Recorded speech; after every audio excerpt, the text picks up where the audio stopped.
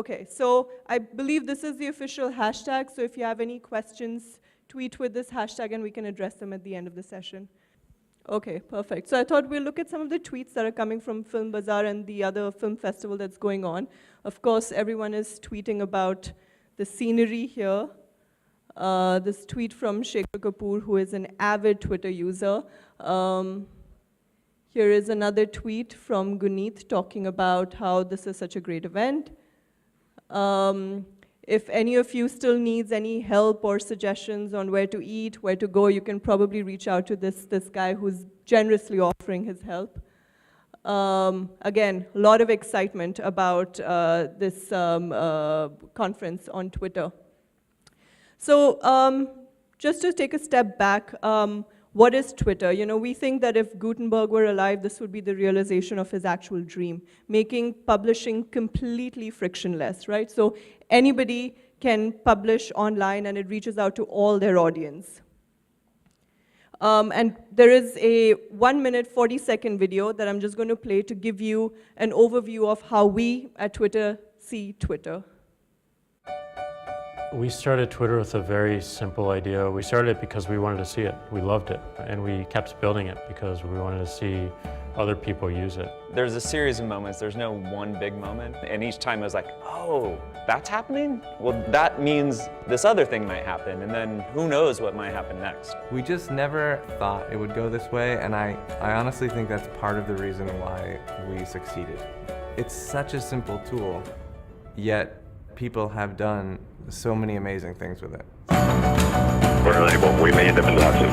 Suspect in custody, but nobody inside the perimeter. You're able to have these multi-directional conversations. You're not just broadcasting, you're there in the middle of it.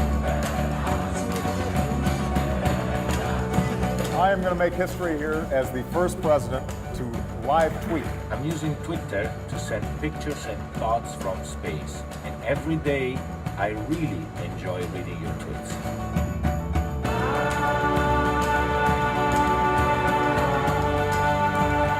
There's an incredible leveling of the playing field that gives every voice the ability to echo around the world instantly. And that democratization of content creation and sharing facilitates these connections that we see every day around the world that we would have never seen before. The possibilities and the opportunities afforded by the platform are limitless.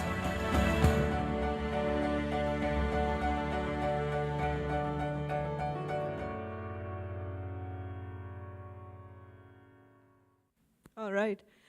So as you saw, from astronauts in space to presidents of countries to Tom Hanks, everyone is on Twitter, and this is the medium that they're using to reach out to their audience in real time.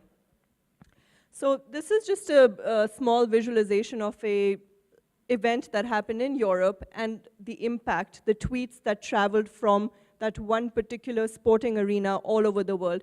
And we call Twitter the global town square because this is the place where people from across the world can get together and have a conversation with each other, because really there isn't any other platform out there which is mobile, which is live and real-time and public, conversational and distributed. And we'll talk about what each of these things really mean.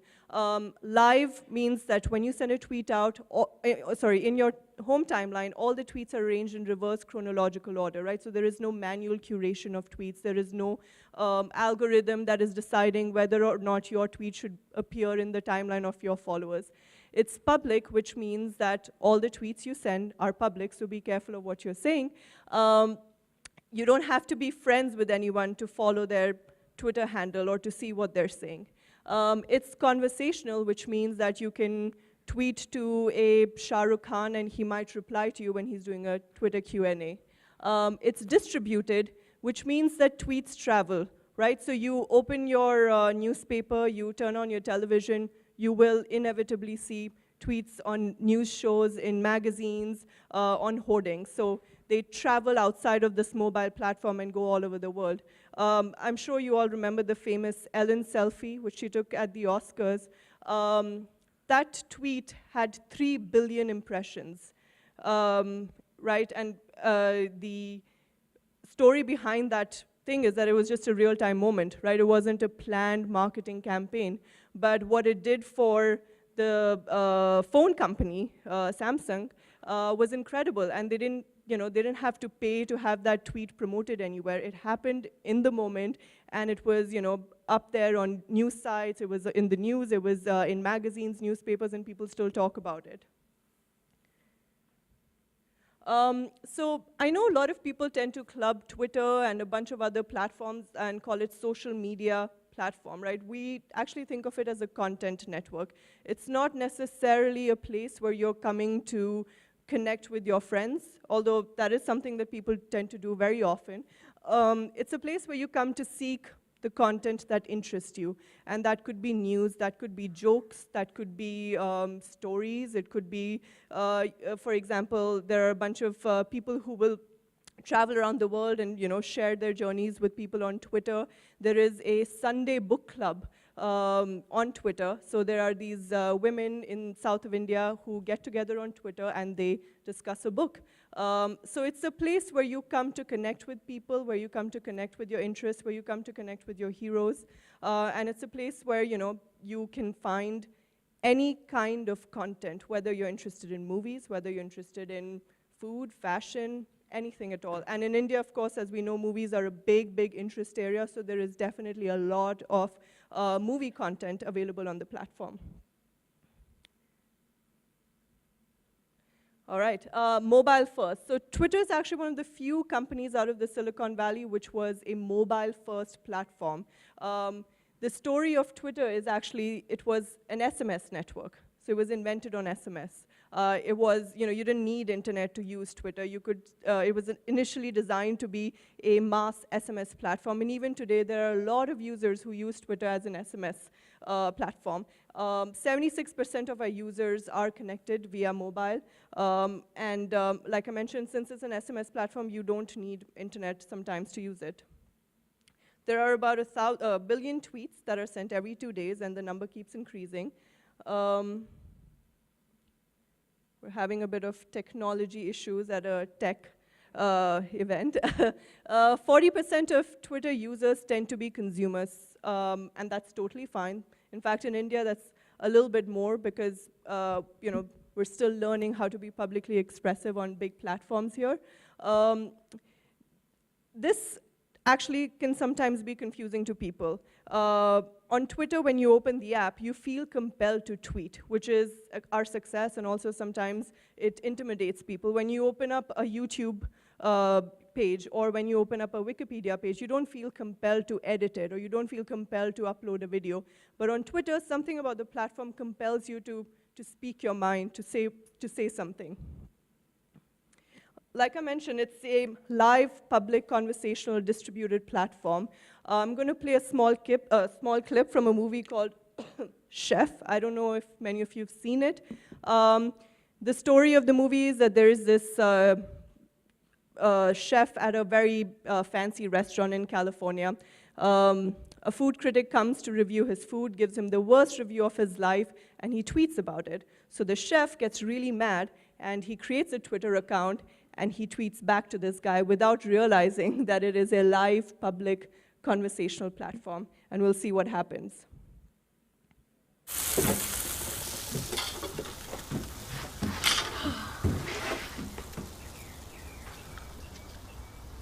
Dad?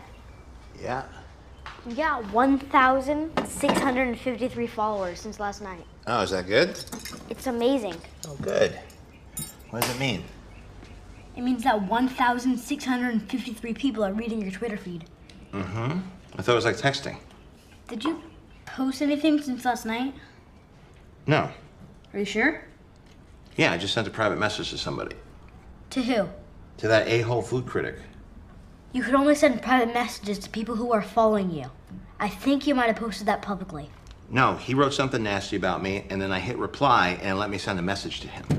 Dad, replies are public. Everybody can read them. And it looks like he retweeted it to all his 123,845 followers. And he wrote back. What did he say? I don't think I should read it. Can you read it to me, please? Read the reply. So you can expect what the reply must have been. So this is a good lesson in remembering that tweets are public, and whatever you say can be used publicly. Okay. Like I said, Global Town Square Live public. I know most people, when they watch Chef, especially in India, a lot of people came up to us and said, so how much money did you spend in, marketing on that movie? The answer is zero.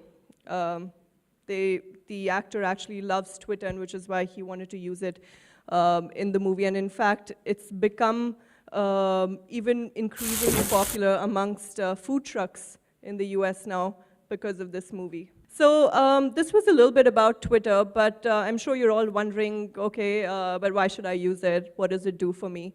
Can we go next? And the first one is it's free, right? It's a free marketing platform for you. I know as independent filmmakers, sometimes you don't have the biggest budgets to do your film promotion. And this is a platform where you can, talk to anybody and everybody for free. It's your fastest focus group. We've actually worked with movie studios in the US where they will release a trailer online or they will put out a version of their poster online, and within 24 hours they will look at the reaction coming from audience. And then accordingly they might tweak the version of their trailer for their big TV release or putting out their new posters. So, make use of it. Twitter users are opinion leaders. And what does that mean in your context? They're probably the people making movie decisions in their families, or they're probably the ones telling their friends, hey, this was a great movie, you should go watch it, which is all the more reason for you to be reaching out to this audience. I'm sure for those of you who are on Twitter, you must be seeing a lot of conversation around movie reviews every time a movie is released in India. Join the conversation, own the conversation, especially for movies. We all like to share our own review of it. We all like to talk about it, whether we like it, we hate it, whatever we think of it. And if you're not there engaging with this audience, you're not going to be part of this conversation. So this is the platform where you can own the conversation. You can even try and change the conversation if you don't like what's happening. And I'll give you an example of the general idea of what is the conversation on Twitter around movies like. So this is around 20 years of Dilwale Dulhania Le Jayenge. There were 140,000 tweets. And the studio actually decided to engage and be part of this conversation.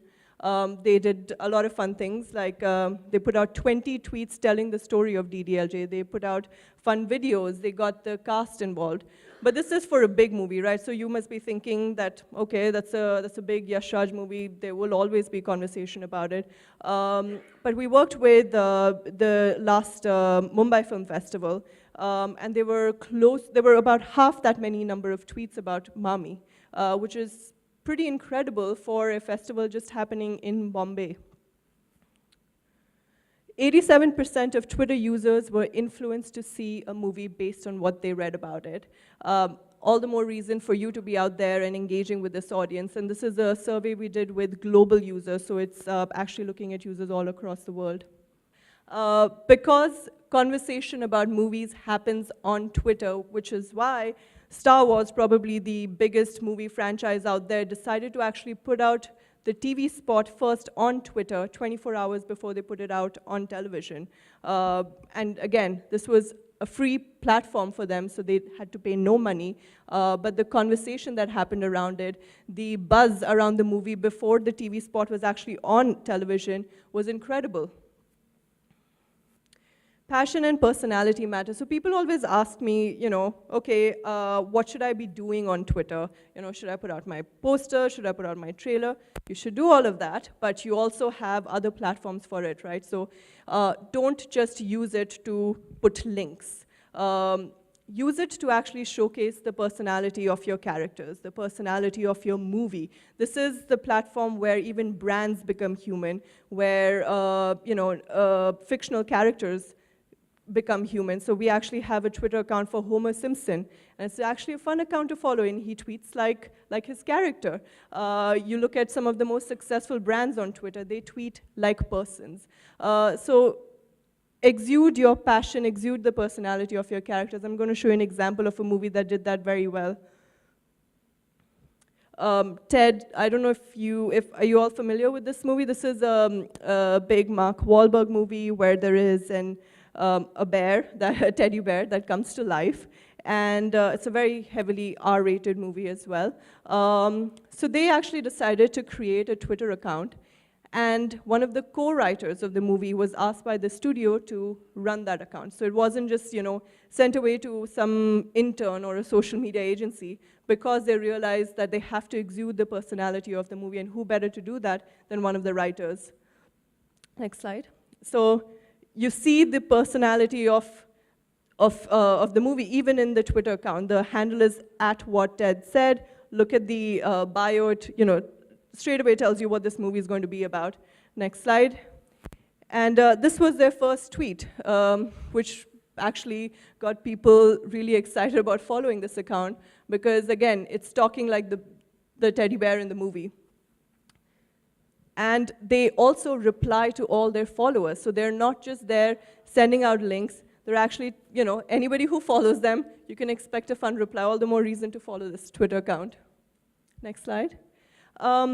So I'm going to show you a little case study on a TV show that actually used Twitter, that got its writers, its cast and crew involved. So it wasn't just about the big actors in the movie, but the people in the TV show, but actually the people behind it. And this is, of course, for a TV show, but it can very well be replicated in the case of a movie as well. Mob City Twitter script. To get people to tune into the premiere, we made them the first television show to be adapted onto Twitter. For 3 days before they aired, we tweeted every word of the pilot episode script. Stage direction, dialogue. It was the entire story, 140 characters at a time. To show off the rich sets and sexy characters, we used Twitter's newest feature to inject GIFs and photos directly into every tweet. And so readers never missed a part of the story, Mobscript.com organized every tweet by scene in real time. Fans could read sequentially and retweet directly. Even the cast and crew started replying with their own behind-the-scenes content. Every script tweet was immediately retweeted, and soon every media outlet joined in. Twitter was excited about what this meant for them, and the New York Times was excited about what this meant for everything. Because it was a new way to tell a story, a new way to look at Twitter, and a new way to watch a show. Mob City Twitter script reached 43 million people. People we immersed in the storyline of a show like never before.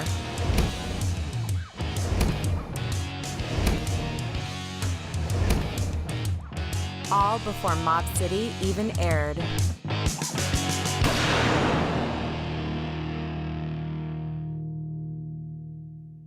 So this was an example of a TV show not on a really big network, not with the biggest cast, but they were able to create this kind of buzz for the show, like they said, even before it actually aired.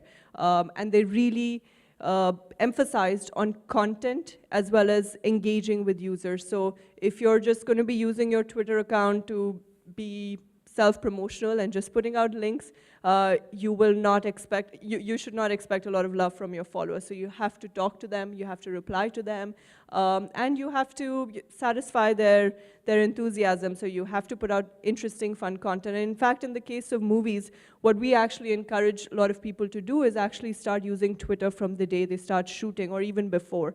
So it's your opportunity to actually build an audience before your movie goes out to be released, or whether you're putting it out on theaters or doing an online release of the movie. If you start looking at Twitter as just a hoarding or a television screen where you can air your trailer, you will not be able to build that kind of big audience. And because it's 140 characters, so you can be, short. You don't have to think of really big things to put out there. And people actually love raw content. So behind the scenes videos, behind the scenes, whatever is happening while you're traveling, use it to really engage with those people who are following you. I'm going to talk a little bit about Vine, which is a short 6-second video loop platform, also owned by Twitter, and which can actually be used in a fun way for creating behind-the-scenes videos. We're going to show you a bunch of fun Vines to get you inspired. Next slide. So this is...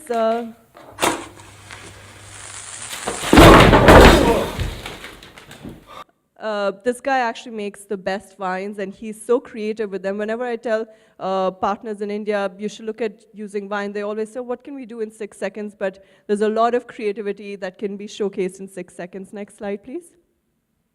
This is my favorite Viner, Jose, who is also an MTV VJ. I feel a lot of you will probably the client call. They agree want with Iris this. scripts videos urgently. Okay. Here. One of the film studios that actually uses Vine really well is Yash Raj. So during Bomkesh, Detective Bomkesh movie release, they actually used Vine to create suspense for the trailer. So before the trailer was released, they created 6-second loops to give out clues, and the genre of the movie was thriller, mystery. So they used it to create buzz before they were putting out the trailer online. Next slide. This is one of them. They are come the Japanese dive bombers. Bomb up the bomb falls. From Calcutta. Next one as well. They are come the Japanese dive bombers. Bomb up the bomb falls. From Calcutta. So this is just to give you an example of the kind of mystery Vines they put out. And when they're not promoting a movie, they actually use the content that they already have to create Vine memes out of them. We're going to show you one now. Not a temporary, permanent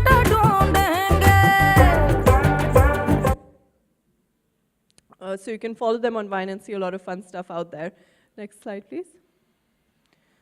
I'm going to talk a little bit about Periscope, which is also a Twitter-owned app like Vine. And this is a pretty revolutionary app. It's a live streaming video app, so you can be anywhere, even here, just go live.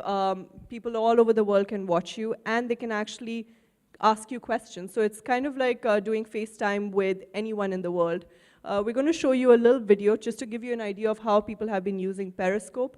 But in the context of movie, it's a great way to actually bring people onto your sets or wherever you are. We actually had a director, actually a big actor who's making his directorial debut, use Periscope for his first shot. So you actually saw everything that was happening on his first day as a director, a lot of chaos, as you can expect. And people all over the world were watching it and engaging with it because he wanted to, build his identity more as a director now. So can we play the video? Here we go. Okay. And we're up. We're on Koh Samet Island in Thailand. Hey guys. Sunrise from Cappadocia. Live from Amsterdam! La Piazza San Pietro. We're in a village called Sipagat in Nepal. Welcome to the moon, live from Cassiopeia Observatory. There we go, that's the whole city.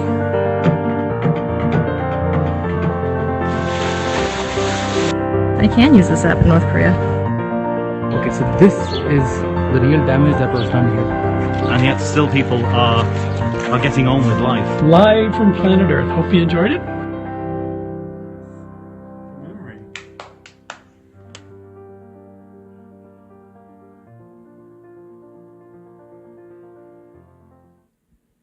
So the audience on Periscope is actually very interested in going behind the scenes of any profession, really. More recently, we actually worked with broadcasters across the world where they used Periscope to actually take people, to bring the crew to life, because you usually end up seeing the anchors or the actors. So they actually showed what goes on behind the screen, and from editing to what it takes to actually put a whole set together, and people really, really love that. So this is, again, a great tool that you can use for your own benefit and bring people straight to your sets. I think we're just last slide. Great, so this was short.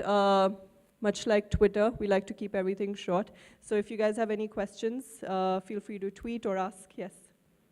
What was the need to actually have a separate platform for what you need to do in Vine? I mean, couldn't it have been incorporated into something like Twitter to create Vines inside? So Vine was actually an app that we acquired, so we didn't create it, but Vines do render within Twitter. There are a lot of avid Vine users who may not be using Twitter.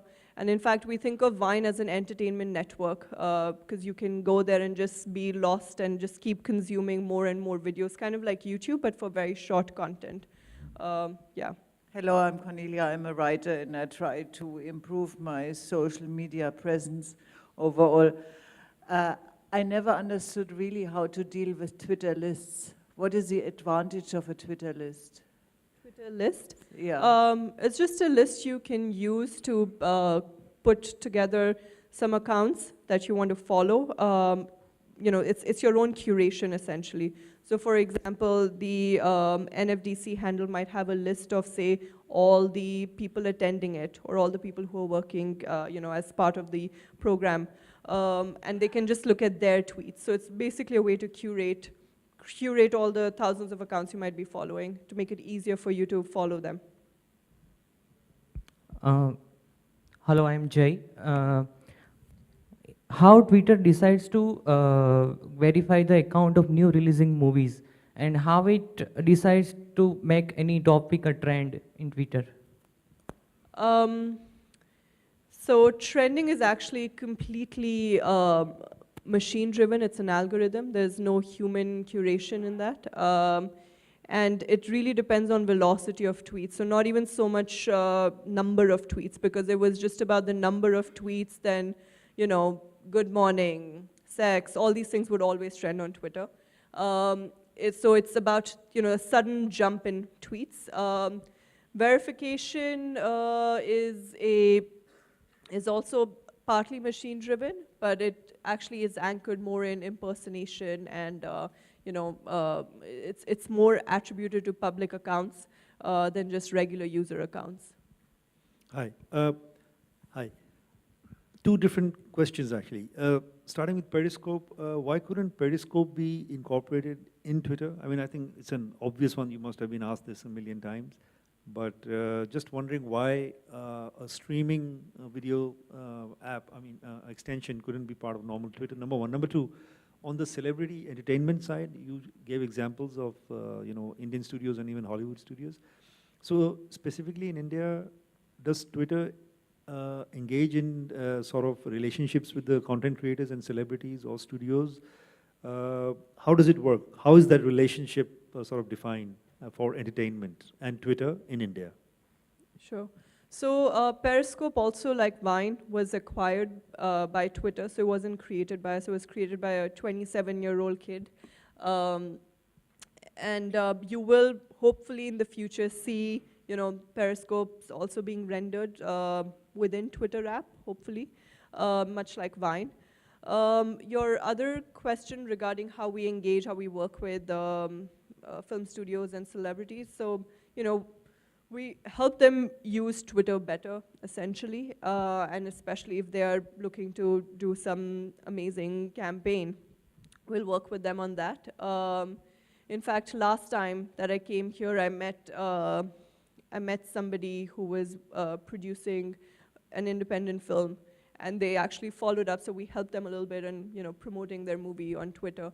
So it's, we're a very small team, so we have a lot of people asking us how we can do this better, how we can do that better, but it's really, whoever actually takes the first step and tries innovating on Twitter, we go ahead and support them.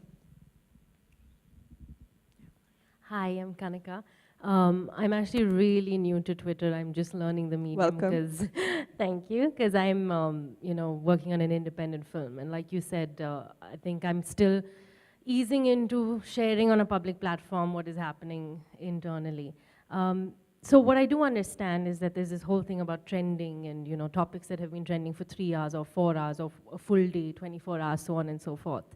How important is that in ultimately translating to holding an audience? Not important. Not important? Because I mean, to be very honest with you, a social media person said, I should pay for it, and you should pay to trend for whatever, 2 hours, 3 hours, and then that will lead to so on and so forth. So is it important? If not, if yes, how do you trend, without paying? I wish I had an answer for the last question. I mean, it's, like I said, if there is a sudden excitement in some topic, you will see it trending.